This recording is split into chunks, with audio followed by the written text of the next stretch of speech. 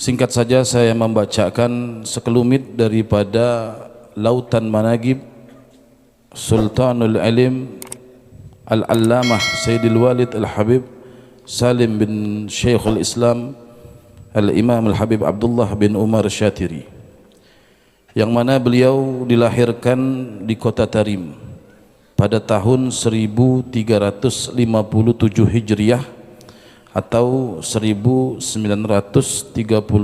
Masehi, yang mana Habib Salim bin Abdullah Syatiri, beliau ini dulu diberi nama Umar sama ayah beliau. Karena sering sakit akhirnya diganti dengan nama Salim. Jadi waktu itu Habib Salim masih kecil itu sering sakit, sehingga Habib Abdullah bin Umar Syatiri, ayah beliau, berziarah ke makam Al-Imam Al-Haddad, meminta bisyarah kepada Imam Haddad. Akhirnya beliau tertidur, mimpi Imam Haddad. Dalam mimpi tersebut Imam Haddad menyuruh ganti nama yang tadinya Umar menjadi Salim biar sehat, karena Salim itu kan artinya orang yang selamat ya, biar beliau sehat, tidak sakit-sakit lagi. Digantilah nama beliau yang tadinya Umar menjadi Salim. Sudah sejak kecil ayah beliau memberikan bisyarah, memberikan kabar-kabar gembira tentang sahibul haul Al-Habib Salim. Karena Habib Salim ini hanya ketemu dengan ayahnya.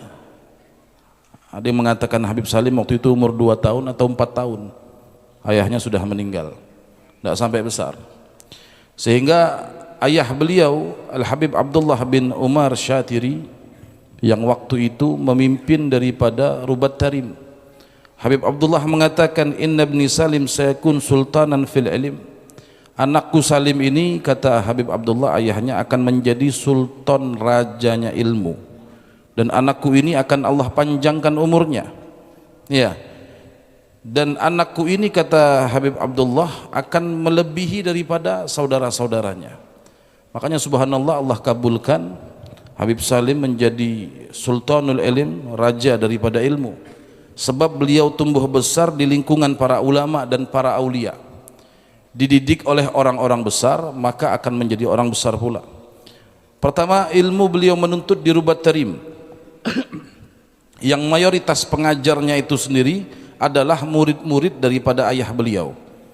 Karena dulu Rubat ini pertama kali dipimpin oleh sahibul buyah Al-Habib Abdurrahman Al-Masyhur, dilanjutkan beberapa estafet sampailah dipimpin oleh Syekhul Islam Al-Habib Abdullah bin Umar Asy-Syatiri, ayah daripada sahibul haul Habib Salim bin Abdullah Syatiri.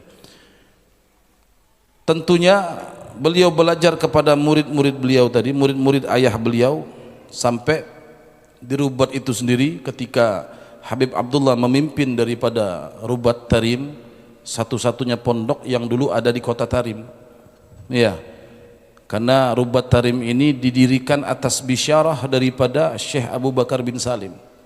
Syekh Abu Bakar bin Salim dulu pas lewat itu, zaman dulu sudah berapa ratus tahun sebelum didirikan ini Rubat. Rubat itu pondok kalau bahasa kita. Syekh Abu Bakar bin Salim sudah ngomong, di sini nanti akan berdiri tempat yang akan mencetak daripada para ulama. Makanya di zaman Habib Abdullah bin Umar Syatiri tercatat 13.000 para ulama, para mufti, para aulia yang menjadi murid beliau ya. Dikatakan itu yang tercatat, belum yang tidak tercatat. Maka Habib Salim tadi belajar kepada murid-murid beliau, murid-murid ayahnya di Rubat Tarim, yang mana Habib Alwi bin Syahab. Habib Alwi ini kakek yang kita hauli juga, Habib Abdullah bin Muhammad bin Alwi ya. Karena Habib Alwi ini juga pernah menjadi pimpinan daripada Rubat Tarim. Habib Alwi itu pernah mengatakan, setetes ilmu di Rubat lebih mulia daripada lautan ilmu di luar Rubat daripada kota Tarim yang lainnya. Dan beliau mengatakan setetes ilmu di kota Tarim lebih mulia daripada lautan ilmu di luar daripada kota Tarim ya. Sebab Rubat itu zaman dulu didirikan lama ya. Pondok pertama yang ada di kota Tarim didirikan pada tahun 14 Muharram. Dan Habib Abdullah bin Umar Asy-Syatiri sendiri berdoa dalam satu syair berupa doa. Beliau mendoakan khususnya orang-orang yang belajar di Rubat tempat Habib Salim bin Abdullah Syatiri belajar, dan juga alhamdulillah saya pernah belajar di sana, dan beberapa alumni termasuk senior saya Habib Sofi, dan mungkin ada juga hadir Ustadz Rifan dan Ustadz yang lain mungkin. Ya, salah satu doa daripada Habib Abdullah bin Umar Syatiri, beliau mengatakan, ya Rabbana iftah ala man qad sakan fir rubat, iftah alaihim wa wafiqhum sawiyus sirat. Di doa yang panjang beliau mengatakan, ya Allah, berikanlah futuh kepada orang-orang yang telah tinggal di dalam rubat. Ya, berikanlah futuh kepada mereka dan bimbinglah mereka ke jalan yang lurus. Makanya orang-orang yang belajar di sana luar biasa, menjadi daripada para aulia, termasuk sahibul haul yang kita hadirkan malam ini, yaitu Habib Salim bin Abdullah Syatiri. Habib Abdullah, ayah Habib Salim sendiri pernah mengatakan seperti ini. Kata Habib Abdullah, auladi kulluhum aulia mubarakun wa inna ibni Salim sayafukunahum fi dhahir wal batin. Kata ayahnya Habib Salim ngasih kabar gembira, ini Habib Salim masih kecil, anakku ini semuanya wali, kata beliau, anak-anakku semuanya wali, ya, dan wali-wali yang diberkahi oleh Allah Subhanahu wa taala. Dan anakku yang bernama Salim ini akan melebihi daripada saudara-saudaranya, magomnya, baik secara zahir maupun secara batin. Subhanallah, daripada bisyarah yang telah diberikan oleh Habib Abdullah ayahnya. Padahal kan waktu itu Habib Salim masih sangat kecil sekali, sudah diberikan kabar, sampai Habib Abdullah mengatakan, wa ya bakhat man hadar waktu. Maka beruntunglah orang-orang yang pernah bertemu beliau, orang-orang yang pernah belajar kepada beliau, yaitu Habib Salim. Jadi masih kecil sudah diberikan kabar oleh sang ayah. Habib Salim menuntut ilmu tadi dengan murid-murid daripada ayah beliau, diantaranya adalah Habib Alwi bin Abdullah bin Syihab. Ini tadi ya, beliau yang pernah menjadi pimpinan daripada Rubat Tarim. Di antara guru beliau juga Habib Ja'far bin Ahmad Al-Aidrus. Habib Ja'far ini ayahnya dari Habib Ali Batu Pahat di Malaysia, ayahnya di Hadramaut, Habib Ja'far nama. Juga Al-Habib Muhammad bin Hafid, ayah daripada Al-Habib Umar bin Muhammad bin Hafid. Dan saudara-saudara beliau sendiri Habib Mahdi, Habib Abu Bakar, dan Al-Habib Hasan Asy-Syatiri. Di antara guru-guru beliau di luar daripada itu, beliau juga pernah belajar kepada Al-Habib Salim bin Jindan, Jakarta. Beliau juga belajar kepada Al-Habib Abdul Qadir bin Ahmad Asgaf, Syekh Salim bin Said Bukair, dan Syekh Fadal Ba Fadal, dan masih banyak lagi daripada guru-guru beliau. Pada tahun 1376, waktu itu beliau berusia kurang lebih 19 tahun, beliau melanjutkan pendidikan ke kota Mekah. Sebelum berangkat beliau bersilaturahim, sawan, datang kepada Al-Habib Muhammad bin Hadi Asgaf. Habib Muhammad bin Hadi Asgaf ini murid daripada Al-Habib Ali Al-Habsyi Sahibul Maulid, yang waktu itu tinggal di kota Sewun. Orang dulu begitu, kalau dia mau pergi jauh, mau belajar, datang dulu kepada wali, minta bisyarah, minta arahan, minta petunjuk.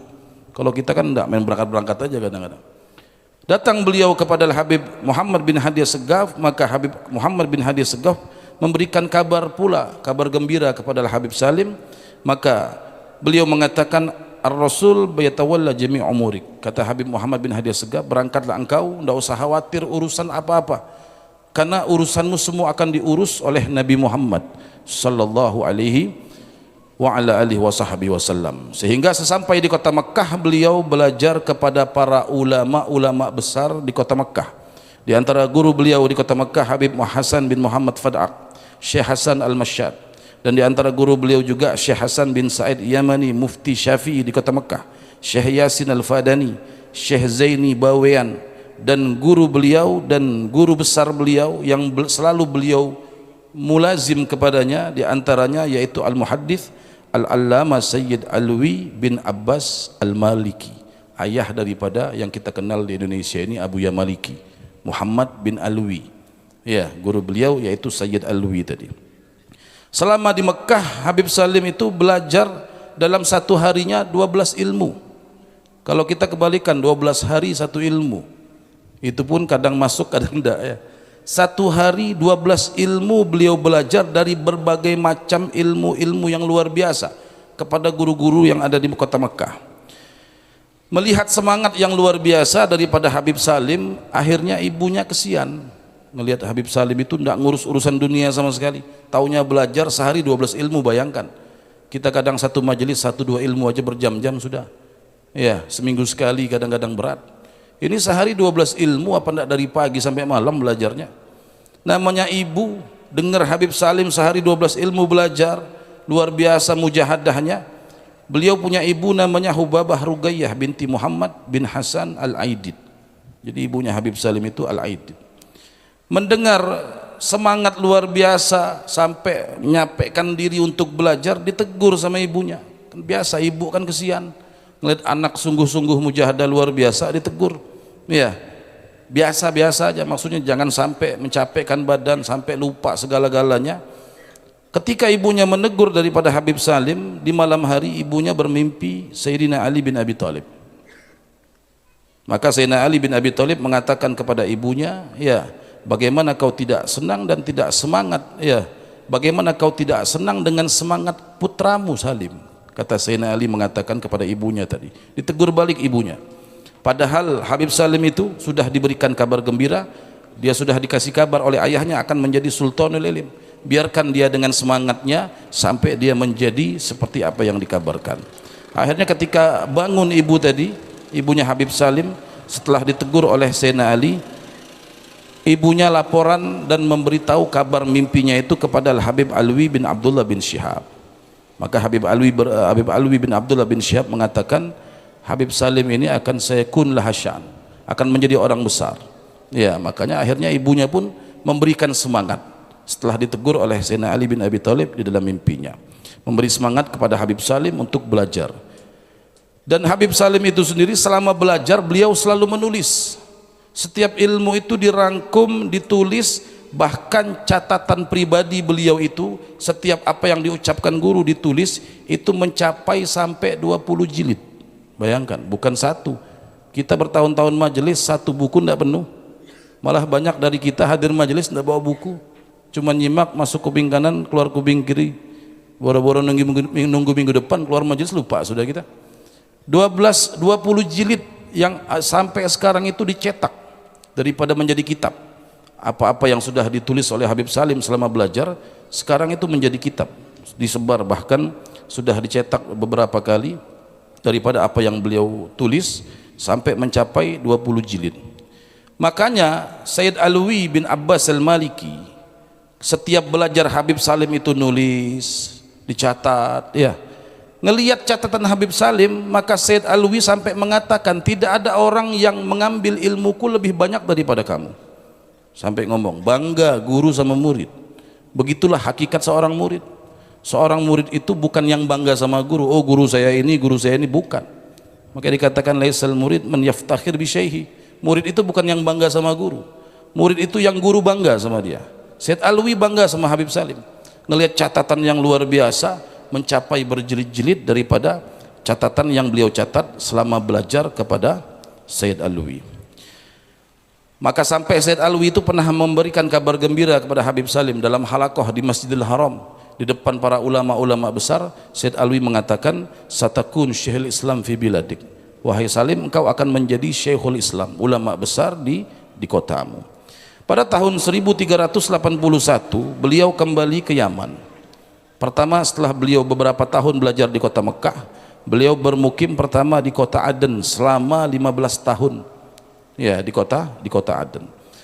Beliau itu orang yang haus akan ilmu, sampai di kota Aden pun bukan berarti sudah jadi alim berhenti belajar, enggak, sambil belajar juga, sambil ngajar di kota Aden, belajar dengan para ulama-ulama di sana. Ketika beliau berdakwah di kota Aden, beliau pernah bermimpi dapat bisyarah lagi dari Nabi Muhammad SAW, di mana dalam mimpi tersebut Nabi mengatakan gum fauqi wakhrusni minal kufar. Kata Nabi, wahai Salim, berdirilah di hadapanku, jaga aku daripada orang-orang kafir, jaga aku daripada orang-orang yang tidak beriman.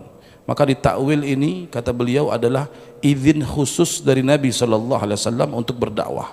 Makanya para ulama itu dakwah ada izinnya, baik izin daripada gurunya, izin terlebih izin daripada Nabi Muhammad sallallahu alaihi wa ala alihi wasallam. Tidak sampai di situ, beliau juga mendapatkan bisyarah daripada Al-Imam Abdullah bin Abi Bakar Al-Aidrus Al-Akbar. Beliau pernah bermimpi diludahi oleh Al-Imam Abdullah bin Abi Bakar Al-Aidrus. Ya, Dan juga beliau juga pernah bermimpi Al-Habib Abu Bakar Al-Idrus Al-Adni, yang mana Habib Abu Bakar Al-Adni mengatakan kepada Habib Salim, teruskan dakwahmu, nanti kau akan melihat daripada hasil dakwahmu tadi. Subhanallah, kata penyusun daripada managib, hasil yang telah didapatkan oleh Habib Salim semuanya sudah terbukti daripada istiqomahnya beliau di dalam berdakwah. Sampai waktu itu di kota Yaman, ya, yang berkuasa di zaman itu adalah komunis. Di Yaman itu ada komunis. Habib Salim itu beberapa kali diupayakan mereka untuk dibunuh, mau dibunuh. Sampai ketika Habib Salim keluar daripada satu masjid di kota Aden, mau pulang habis ngajar, tiba-tiba ada mobil ngebut, ditabrak Habib Salim sampai terlempar ke trotoar, masuk ke rumah sakit berbulan-bulan, patah semua tulang-tulang daripada Al Habib Salim, ya. Dan bahkan tidak sampai di situ, mereka melihat gigihnya dakwah Habib Salim tidak stop-stop. Pernah Habib Salim juga oleh komunis tadi dipenjara selama 9 bulan, disiksa dalam penjara, tapi tidak mematahkan semangat beliau untuk berdakwah. Sampai pada tahun 1401 beliau dibebaskan. Setelah bebas, bukan kapok, dakwah lagi Habib Salim, menyebarkan daripada ilmu Nabi Muhammad sallallahu alaihi wa ala alihi wasallam. Setelah beliau bebas, beliau itu berangkat ke kota Makkah untuk haji. Di kota Madinah beliau bertemu dengan Al-Habib Umar Al-Jufri. Habib Umar waktu itu bikin pondok di kota Madinah. Ditunjuklah waktu itu Habib Salim dan Al-Habib Zain bin Sumit untuk mengajar di pondok tersebut, ya. Dan beberapa tahun beliau mengajar di pondok tersebut, sehingga banyak juga daripada para ulama-ulama yang telah, ya, daripada belajar kepada Al-Habib Salim. Lalu pada tahun 1411 atau 1990 runtuh itu komunis di Yaman, tidak berkuasa lagi.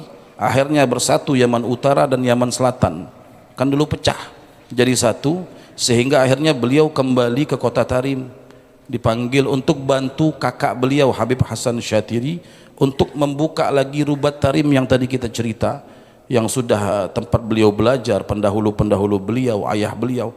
Selama komunis berkuasa, Rubat itu ditutup selama 11 tahun, ya. Akhirnya runtuh komunis, bersatu Yaman Utara dan Yaman Selatan.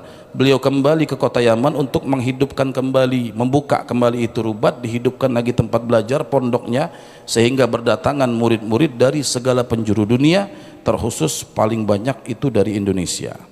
Murid-murid beliau sangatlah banyak, tercatat di antara yang pernah belajar kepada beliau Al-Habib Umar bin Hafid, yang pernah belajar kepada beliau Al-Habib Husin bin Muhammad Al-Haddar, Al-Habib Umar bin Abdurrahman Al-Attas, Al-Habib Abdurrahman Al-Muhdar, dan putra beliau Al-Habib Abdullah bin Abdurrahman Al-Muhdar yang sering kali datang kemari, dan Al-Habib Abu Bakar bin Muhammad bin Fiqih yang hari ini sekarang ini menjadi pimpinan daripada Rubat Tarim tadi. Beliau seorang yang ahli ibadah. Nah, ini kelebihan Habib Salim. Habib Salim itu sudah alim, ahli ibadah. Ada orang tuh kadang alim tapi ibadahnya biasa-biasa saja. Ada orang ahli ibadah tapi tidak alim. Habib Salim mengumpulkan dua-duanya. Alim, ilmunya luar biasa, ahli ibadahnya pun luar biasa. Itu mujahadahnya beliau.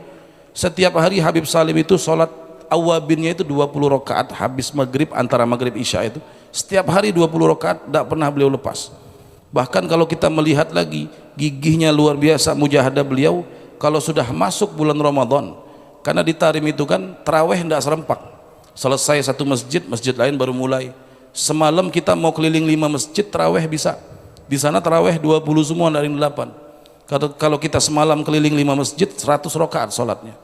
Habib Salim itu setiap malam keliling minimal 3 masjid. Berarti kalau 3 masjid berapa? 60. Itu kondisi beliau sudah di atas kursi roda. Ya, sudah didorong, bukan kayak kita jalan. Sudah didorong, itu setiap malam keliling minimal 3 sampai 5 masjid setiap malam. Di bulan Ramadan beliau keliling, ya, untuk melaksanakan ibadah kepada Allah Subhanahu wa taala. Bahkan waktunya beliau habiskan untuk mengajar dan beribadah kepada Allah. Di zaman saya, mungkin kalau di zaman Habib Sofi lebih luar biasa lagi. Kalau di zaman saya dulu, Habib Salim itu datang sore ke Rubat. Habis asar datang beliau. Ya, habis asar beliau ngajar sampai maghrib. Maghrib sholat awabin. Habis sholat awabin ngajar lagi sampai isya, adzan lanjut ngajar lagi. Sholat isya kita bubar, santri belajar, beliau lanjut ngajar lagi. sampai jam 10 jam 11 kita sudah pulang ke kamar masing-masing, sudah makan, sudah tinggal mau tidur, Habib Salim masih ngajar di masjid. Bayangkan dari jam 4 sore sampai jam 11 malam itu duduk di satu tempat, tidak gerak. Kita kadang duduk di majelis saja 2 jam sudah goyang-goyang, betul. Ini dari jam 4 sore sampai jam 11 malam baru pulang beliau ke rumah. Bahkan sebelumnya mungkin di zaman Habib Sofi, beliau itu dari subuh sampai jam 11 siang baru pulang ke rumah. Bayangkan, duduk di satu tempat, taunya ibadah ngajar. Itu mujahadah yang luar biasa daripada Al Habib Salim. Dan singkatnya beliau ya di atas daripada ibadah, kedermawanannya juga luar biasa, nanti akan dijelaskan oleh guru-guru kita. Beliau wafat pada tanggal 1 Jumadil Akhir tahun 1439 atau bertepatan dengan 17 Februari 2018 di kota Jeddah. Jadi beliau meninggalnya di Jeddah. Ya. Disolatkan di Masjid Balkhair di Jeddah, lalu dibawa ke Masjidil Haram, disolatkan kembali dan dimakamkan di Ma'la. Jadi Habib Salim ini kuburannya di Ma'la di Mekah, bukan di Zambal di Hadramut. Itulah sekelumit daripada manaqib beliau. Mudah-mudahan kita bisa mencontoh daripada apa yang beliau lakukan, dan mudah-mudahan kita semua mendapatkan barokah daripada sahibul hala Al Habib Salim dan Al Habib Abdullah bin Syahab. Amin ya rabbal alamin. Assalamualaikum warahmatullahi wabarakatuh.